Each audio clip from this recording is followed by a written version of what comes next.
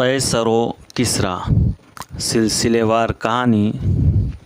دوستو، آپ سے گزارش ہے کہ اس چینل کو زیادہ سے زیادہ سبسکرائب، لائک اور شیئر ضرور کریں۔ دوستو، میں 47واں پارٹ لے کر حاضر ہوا ہوں۔ امید ہے کہ آپ سب کو پسند آئے گا۔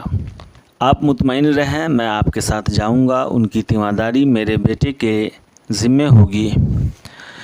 اسے اس بات کا افسوس تھا کہ یہ اپنے محسن کے لیے کچھ نہیں کر سکا۔ میں ابھی کشتی کا انتظام کرتا ہوں۔ بوڑھا سردار یہ کہہ کر اپنے بیٹے اور قبیلے کے چند آدمیوں کے ساتھ وہاں سے چل دیا۔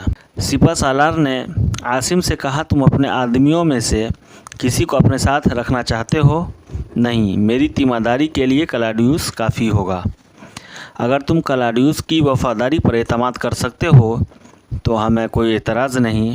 عاصم نے جواب دیا، مجھے کلاڈیوس کی انسانیت پر پورا اعتماد ہے، لیکن ہم دونوں ان لوگوں کی زبانیں نہیں جانتے، اس لیے میں یہ چاہتا ہوں کہ آپ طیبہ کے قیدیوں میں سے ان لوگوں کی زبان جاننے والے ایک آدمی کو میرے پاس چھوڑ جائیں۔ سپہ سالار نے مترجم کی طرف دیکھ کر کہا، مجھے یہ آدمی قابل اعتماد معلوم ہوتا ہے، تم اسے لے جاؤ۔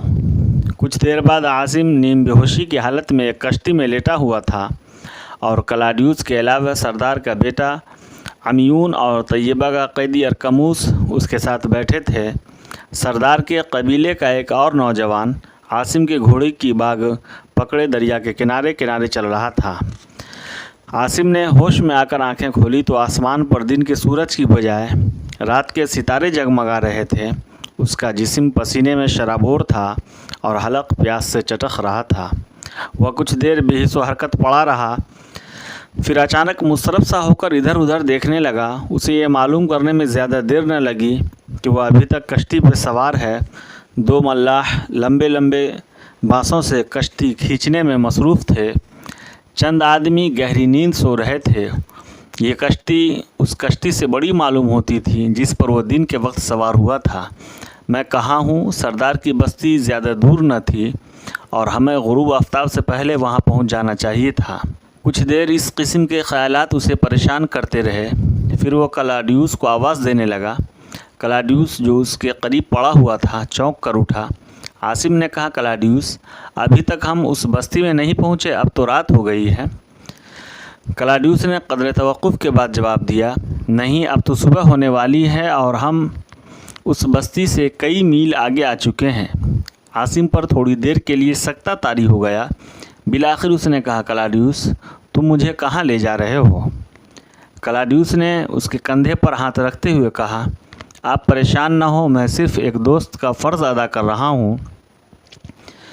جب ہم بستی کے قریب پہنچے تھے تو آپ بخار میں بے ہوش تھے اور ارکموس سارے راستے مجھے یہ کہتا آیا تھا کہ آپ کے علاج کے لیے ہمیں طیبہ کے سوا کسی اور جگہ اچھا طبیب نہیں مل سکتا۔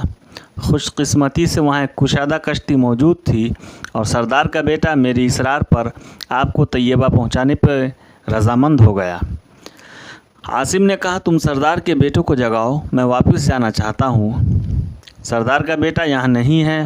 مجھے یقین نہیں آتا کہ وہ مجھ سے نجات حاصل کرنا چاہتا تھا۔ جناب، وہ آپ کو اپنے پاس ٹھہرانے پر مصر تھا اور مجھے خاصی دیر اس سے جھگڑنا پڑا تھا۔ یہ کشتی اور ملاح حاصل کرنے کے لیے میں نے اسے آپ کا گھوڑا پیش کیا تھا۔ کلاڈیوس، تم نے اچھا نہیں کیا۔ ملاحوں سے کہو کہ وہ کشتی واپس لے چلیں، میں تمہیں حکم دیتا ہوں۔ یہ نہیں ہو سکتا۔ عاصم کو اپنے کانوں پر اعتبار نہ آیا۔ وہ دیر تک تاریکی میں آنکھیں پھاڑ پھاڑ کر کلاڈیوس کی طرف دیکھتا رہا۔ بالآخر اس نے کہا، مجھے پانی دو۔ کلاڈیوس نے کشتی سے لکڑی کا پیالہ اٹھایا اور دریا کے پانی سے بھر کر عاصم کو پیش کر دیا۔ عاصم نے پانی پینے کے بعد اسے پیالہ واپس دیتے ہوئے کہا، کلاڈیوس، تم نے شاید میری تلوار بھی کہیں غائب کر دی ہے۔ نہیں، آپ کی تلوار یہیں ہے، میں نے صرف آپ کی تکلیف کے احساس سے اتار دی تھی، لیجئے۔ کلاڈیوس نے یہ کہہ کر نیام سمیت تلوار اٹھائی اور اسے پیش کر دی، لیکن عاصم نے نیام کی بجائے اچانک تلوار کا دستہ پکڑ کر تلوار کھینچ لی اور پیشتر اس کے کہ کلاڈیوس کوئی مزاحمت کر سکتا، تلوار کی نوک اس کے سینے سے چھو رہی تھی۔ عاصم نے کہا کلاڈیوس میں بیمار ہوں لیکن اتنا بے بس نہیں ہوں کہ تم میرے گلے میں رسی ڈال کر جہاں چاہو لے جاؤ۔ کلاڈیوس نے اطمینان سے جواب دیا اگر ایک بہادر آدمی کی جان بچانا جرم ہے تو تم مجھے قتل کر سکتے ہو۔ ملاحوں سے کہو وہ یا تو کشتی واپس لے چلیں ورنہ کنارے پر لگا دیں۔ یہ ملاح میری زبان نہیں سمجھتے۔ تو پھر ارکموس کو جگاؤ۔ میں جاگ رہا ہوں۔ ارکموس نے اٹھ کر بیٹھتے ہوئے کہا اور اگر آپ اس بستی میں دفن ہونے کا فیصلہ کر چکے ہیں تو میں کلاڈیوس کو یہ مشورہ دوں گا کہ اسے آپ کا راستہ روکنے کی کوشش نہیں کرنی چاہیے۔ آخر تم کیا کرنا چاہتے ہو؟ عاصم نے مذبذب ہو کر پوچھا۔ ارکموس نے کہا میں صرف یہ چاہتا ہوں کہ اپنے گھر پہنچ جاؤں اور مرنے سے پہلے اس شہر کی ایک جھلک دیکھ لوں جہاں میری بیوی اور بچے میرا انتظار کر رہے ہیں اور آپ میرا راستہ نہیں روک سکتے۔ اپنی زندگی کی اس آخری خواہش کی تکمیل کے لیے میں دریا میں کودنے کے لیے بھی تیار ہوں۔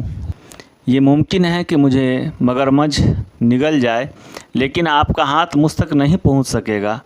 کلاڈیوس کی خواہش مجھ سے مختلف نہیں ہو سکتی لیکن یہ آپ کو اس حالت میں چھوڑ کر بھاگنے کا حوصلہ نہیں کر سکتا، ورنہ سردار کے بیٹے نے ہم سے یہ بھی کہا تھا کہ تم طیبہ جا کر کسی اچھے طبیب کو لے آؤ۔ آپ کو یہ نہیں بھولنا چاہیے کہ جب آپ بے ہوش تھے تو آپ کی تلوار کلاڈیوس کے ہاتھ میں تھی۔ عاصم نے تلوار ایک طرف پھینک دی اور کرب انگیز لہجے میں کہا کلاڈیوس تم جانتے ہو کہ میں تمہیں قتل نہیں کر سکتا۔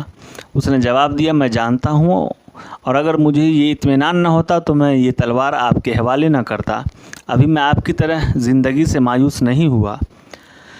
تم مجھے طیبہ لے جانا چاہتے ہو؟ نہیں، میں آپ کو بہت دور لے جانا چاہتا ہوں، کسی ایسی جگہ جہاں آپ اپنا کھویا ہوا سکون تلاش کر سکیں۔ لیکن میرے سامنے پہلا مسئلہ آپ کی اس بیماری سے نجات دلانا ہے۔ اگر طیبہ میں آپ کی صحت ٹھیک نہ ہوئی تو ہم آپ کو بابلون لے جائیں گے۔ جب آپ تندرست ہو جائیں گے تو اس بات کا فیصلہ کرنا آپ کے اختیار میں ہوگا کہ آپ جس چیز کی تلاش میں گھر سے نکلے تھے وہ آپ کو کہاں مل سکتی ہے۔ ممکن ہے کسی منزل پر ہمارے راستے ایک دوسرے سے جدا ہو جائیں، لیکن مجھے اطمینان ضرور ہوگا کہ میں اپنی ہمت کے مطابق اس شریف دشمن کے احسان کا بدلہ دے چکا ہوں جس نے مجھے موت کے منہ سے نکالا تھا۔ عاصم نے کہا لیکن میرے ساتھی کیا کہیں گے؟ سپہ سالار میرے متعلق کیا خیال کرے گا؟ اور میں اپنی زندگی کی رہی سہی دلچسپیوں سے کنارہ کش ہو کر کیا کروں گا؟ کلاڈیوس مجھے کنارے پر اتار دو، اس کے بعد تم آزاد ہوگے۔ کلاڈیوس نے ایک فیصلہ کن لہجے میں جواب دیا اس وقت مجھے اپنی آزادی سے زیادہ تمہاری زندگی عزیز ہے اور میں تمہاری یہ غلط فہمی دور کر دینا چاہتا ہوں کہ سپہ سالار تمہارا انتظار کر رہا ہے۔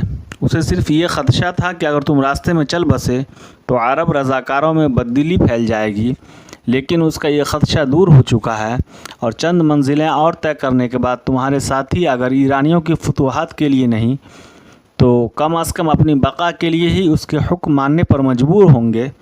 مجھے یقین ہے کہ اگر سردار کی بستی کا کوئی آدمی اس کے پاس تمہاری موت یا تمہارے روپوش ہو جانے کی خبر لے جائے تو اس کی انتہائی کوشش یہ ہوگی کہ یہ بات عرب رضاکاروں پر ظاہر نہ ہو۔ پھر اگر تمہارا یہ خیال ہے کہ فوج کا ساتھ چھوڑنے کے بعد تمہاری زندگی میں کوئی بہت بڑا خلا پیدا ہو جائے گا تو یہ ایک غلط فہمی ہے۔ آج میں تمہاری یہ خود فریبی دور کر دینا چاہتا ہوں کہ اس مہم کا کوئی مقصد تمہارا سپہ سالار یہ جانتا ہے کہ اس کے فوج کے ساتھ اس کے لیے حبشہ فتح کرنا ناممکن ہے۔ وہ صرف اس لیے پیش قدمی کر رہا ہے کہ اپنے حکمراں کے سامنے اپنی کمزوری کا اعتراف کرنے کی جرات نہیں کر سکتا۔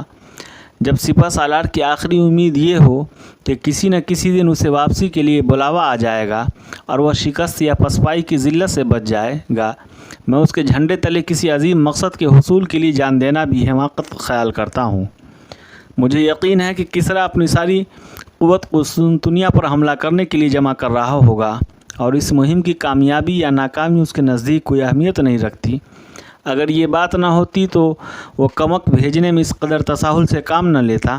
عاصم تم اب آرام سے لیٹ جاؤ، مجھے یقین ہے کہ جب زمانے کے حالات بدلیں گے تو تم مجھے اپنا دشمن نہیں سمجھو گے۔ عاصم نے لیٹتے ہوئے کہا کلاڈیوس تم مجھے پھر اس ویرانی کی طرف دھکیل رہے ہو جہاں میرے لیے بے نشان راستے کے سوا کچھ نہیں ہوگا۔ طلوع سحر کے وقت رات بھر کشتی کھینچنے والے ملاحوں نے اپنے ساتھیوں کو جگایا اور کشتی ان کے سپرد کر کے سو گئے۔ صبح کی تازہ ہوا میں عاصم کا بخار ہلکا ہو چکا تھا اور وہ فضا میں اڑنے والے اور دریا کے کناروں پر ادھر ادھر بھاگنے والے عجیب و غریب جانوروں کی طرف دیکھ رہا تھا۔ دریا کے ایک موڑ کے قریب پہنچتے ہی اسے اچانک نقاروں کی صدائیں سنائی دینے لگی۔ عاصم اور اس کے ساتھی اضطراب کی حالت میں ایک دوسرے کی طرف دیکھنے لگے۔ ارکموس نے ملاحوں سے چند باتیں کرنے کے بعد عاصم کی طرف متوجہ ہو کر کہا، آپ پریشان نہ ہو، یہ نقارے آپ کی دوستی کا پیغام دے رہے ہیں۔ کل ہماری روانگی سے قبل سردار کے بیٹے نے راستے کی بستیوں کو خبردار کرنے کے لیے اپنے ایلچی روانہ کر دیے تھے۔ دریا کے موڑ سے آگے کنارے ایک ٹیلے پر انہیں سیاہ فام انسانوں کا ہجوم دکھائی دیا۔ ایک آدمی گھوڑے کی باگ تھامے ان کے درمیان کھڑا تھا، اسے اشارے کر رہا تھا۔ کلاڈیوس نے کہا، وہ سردار کا بیٹا ہے، لیکن وہ یہاں کیا کر رہا ہے؟ عاصم بولا، ممکن ہے وہ مجھے واپس لے جانا چاہتا ہو۔ کلاڈیوس نے اطمینان سے جواب دیا، مجھے یقین نہیں کہ وہ آپ کے ساتھ اس قدر دشمنی کرے گا۔ عاصم نے کہا، کلاڈیوس، اگر میں اس کے ساتھ جانا چاہتا ہوں تو مجھے روکنے کی کوشش کرو گے؟ نہیں، اب میں آپ کو روکنے کی کوشش نہیں کروں گا، بلکہ خود بھی آپ کے ساتھ واپس چلا جاؤں گا۔ کلاڈیوس کے طرز عمل میں یہ تبدیلی عاصم کے لیے ناقابل فہم تھی۔ اس نے پوچھا، کیا تم اس منزل سے منہ پھیر لو گے جہاں زندگی کی تمام راحتیں تمہاری انتظار کر رہی ہیں؟